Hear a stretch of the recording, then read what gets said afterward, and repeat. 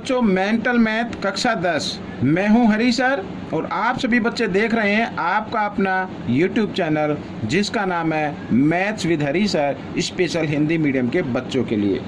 अब यहां पर हम करने वाले हैं प्रश्न नंबर 11, ठीक है। अध्याय 2 कर रहे हैं बहुपद वाला। आइए करना शुरू करते हैं। और ये देखिए, पहला प्रश्न नंबर 11 से हम शुरू करेंगे। प्रश्न नंबर 11 तो क्या कहता है, त्रिघात बहुपद बताओ जिसके शून्यक यहाँ पर 0, 5 और घटा 5 दिए हुए, शून्यक दिए हुए हैं। हम इन्हें अल्फा बीटा मान लेते हैं। मान लीजिए ये अल्फा है 0 और बीटा है बच्चों क्या 5, और ये जो गामा है ये है -5, ठीक है। इस तरीके से हम इसको मान लेते हैं।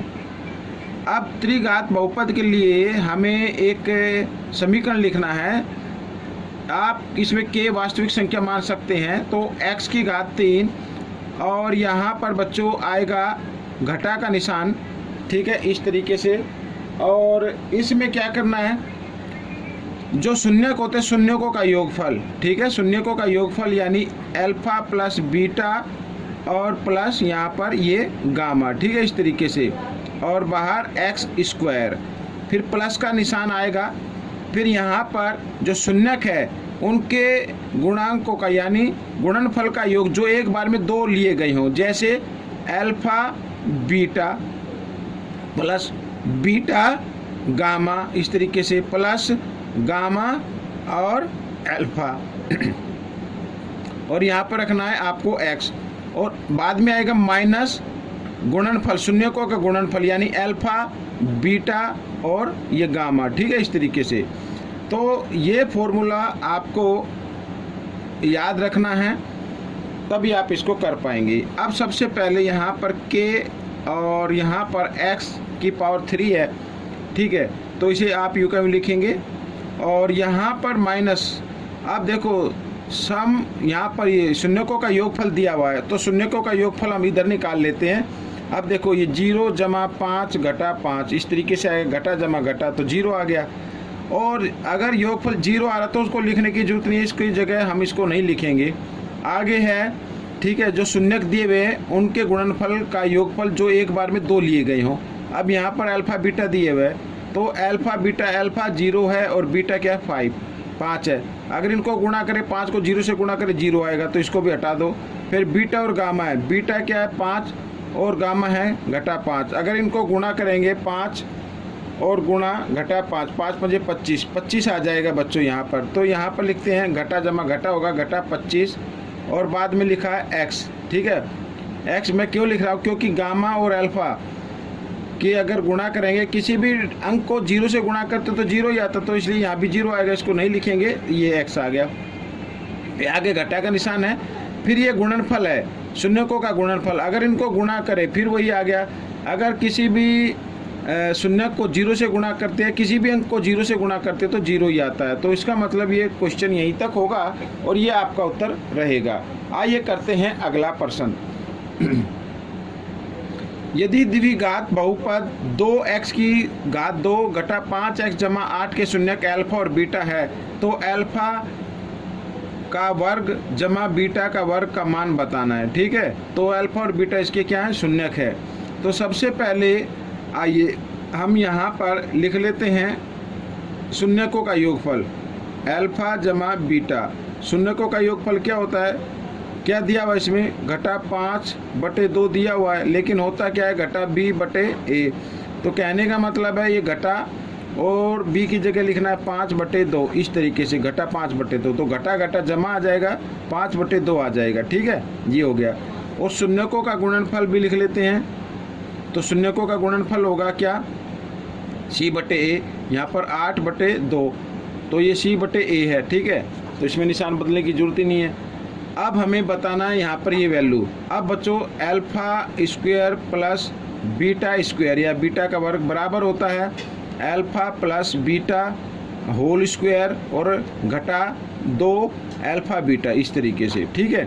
तो अब हमें यहाँ पर देखो शून्यकों का योगफल दिया हुआ है ये अल्फा प्लस बीटा, तो यहाँ पर ये योगफल लिखेंगे 5/2 ये मैंने वर्ग लगा दिया, घटा 2, और यहाँ पर ये गुणनफल दिया हुआ है अल्फा बीटा, तो गुणनफल है 8/2, और इसको आप चाहे तो 2 से भी काट सकते हैं, यानी इस तरीके से 2 एकम 2, 2 चौक 8, 4 आ गया। तो इसकी जगह हम क्या लिखेंगे, 4 लिखेंगे। 5 को 2 बार गुणा किया 25, 2 को 2 बार गुणा किया 4, घटा यहाँ पर 8 आ गया, और नीचे 1 मान लीजिए। 4 और 1 का आपको लेना है लघुत्तम, 4 और 1 का लघुत्तम आएगा 4, साथ ही क्रॉस में गुणा कर देंगे, ठीक है। 1 को 25 से गुणा करेंगे 25, और घटा 4 को 8 से करेंगे, 4 8 32। अब ये घटा, ये जमा घटा, जमा घटा, 32 में से 25 घटा देंगे, क्योंकि बड़े नंबर में से घटाते हैं हमेशा, तो 7 आ जाएगा, क्योंकि बड़े नंबर के सामने घटा का निशान, इसलिए घटा का, और बटे 4। तो ये आपका उत्तर बन गया बच्चों, ठीक है। आइए करते हैं अगला प्रश्न। अगला प्रश्न हल करने के लिए यहाँ पर ये बहुपद दिया हुआ 2x 2 घटा 5x जमा 8 के शून्यक अल्फा बीटा है। बिल्कुल इसी प्रश्न की तरह है, बहुपद भी वही है और शून्यक भी वही दिए हुए हैं। तो हमें जो मान ज्ञात करना है वो यहाँ पर दिया हुआ है, अल्फा बटे बीटा जमा बीटा बटे अल्फा का मान ज्ञात करना है। आइए इसको हल कर लेते हैं पहले। तो हम क्या करेंगे, अल्फा और बीटा का हम गुणनफल कर देते हैं, अल्फा बीटा आ जाएगा यहाँ पर, और साथ ही क्रॉस में भी गुणा कर देते, तो अल्फा स्क्वायर या अल्फा का वर्ग आप बोल सकते हैं, और बी को बी से जब गुणा करते तो बीटा का वर्ग या बी का वर्ग आप इसमें लिख लीजिए। जैसे भी आपको अच्छा लगे वैसे बोल लीजिए, ठीक है, लेकिन आपको दुविधा में नहीं रहना है। अब यहाँ पर हमें इसका मान निकालना है। आप चाहे तो इसको लिख सकते हैं, ठीक है, या करके मैं बोलता हूँ, a की घात 2 जमा b की घात 2 या अल्फा बीटा, और भाग, ये जो बटे का निशान होता है ना, भाग होता है, और यहाँ पर ये अल्फा बीटा, इस तरीके से आप लिख सकते हैं। अब बच्चों देखो, यहाँ पर ये अल्फा की घात 2 जमा बीटा की घात 2, यही तो हमने मान निकाला यहाँ पर, ये देखिए, ठीक है। तो इसका तो मान निकाला है, इसका तो मान निकाल चुके हैं, तो सीधा हमको नहीं करेंगे, जो मान आया है पहले प्रश्न में वही लिख देते हैं, घटा 7/4, ठीक है, भाग का निशान।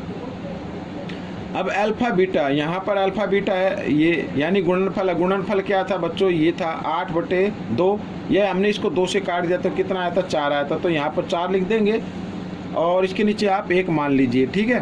तो घटा 7/4, और भाग का निशान बदल देना है किसमें, गुणा में, और अगली संख्या का कर देना उल्टा, इस तरीके से।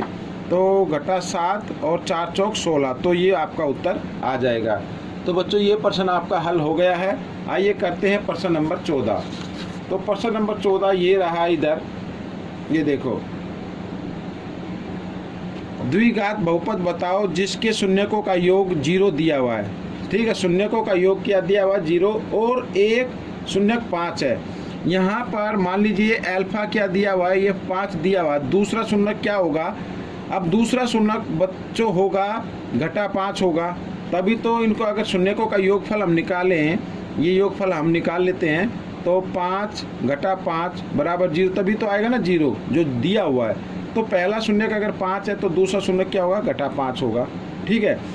और बहुपद हमें बताना है, और बहुपद बताने के लिए अब यहाँ पर गुणनफल भी निकाल लेते हैं। शून्यकों का गुणनफल क्या होगा, अल्फा बीटा, तो 5 गुणा घटा 5, ठीक है, इस तरीके से 5 5 25 घटा 25 आ जाएगा। नीचे कुछ नहीं है तो 1 मान सकते हैं हर के रूप में, और ये आता है C/A में, ठीक है, इस तरीके से।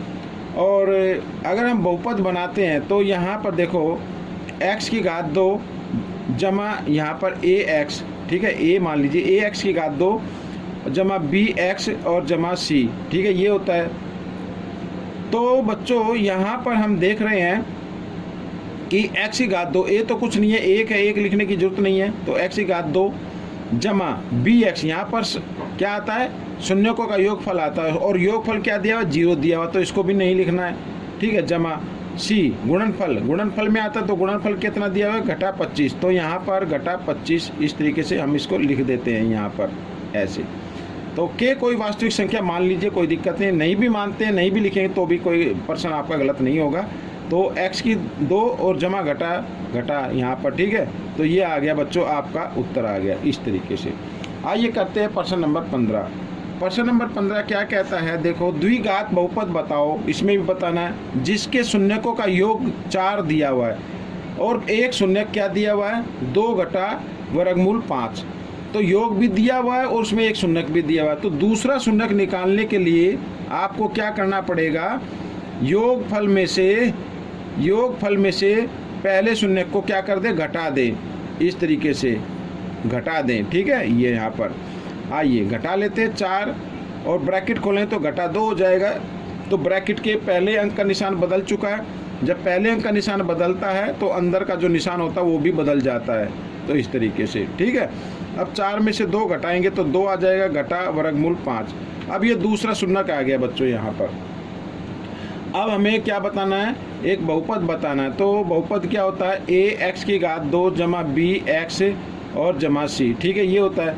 अब a, तो यहाँ पर अभी यूँ कहीं लिखो, a की जगह छोड़ दीजिए आप, x की 2 और जमा यहाँ पर ये जो b है ये होता है योगफल। क्या होता है, योगफल होता है बच्चों, जो दिया हुआ 4। लेकिन योगफल क्या होता है, घटा b बटे a होता है।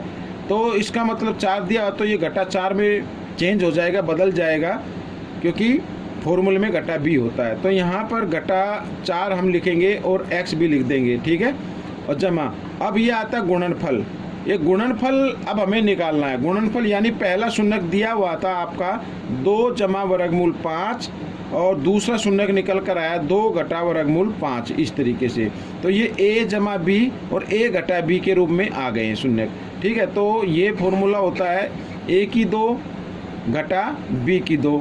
ठीक है, a जमा b और a घटा b किसके बराबर होगा, a की 2 घटा b की 2। तो 2 को 2 बार गुणा करेंगे 4 और ये घटा का निशान।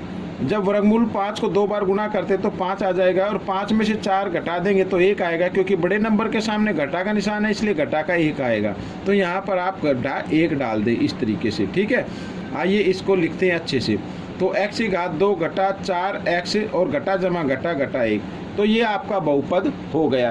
तो बच्चों ये वीडियो कंप्लीट हो गई है। आपको ये वीडियो कैसी लगी मुझे ज़रूर बताएं और इसमें से सीखकर दूसरे बच्चों को ज़रूर सिखाना है। मिलेंगे अगले भाग में, तब तक आप वीडियो को देखते रहिए, सीखते रहिए और दूसरों को सिखाते रहिए। वीडियो देखने के लिए धन्यवाद।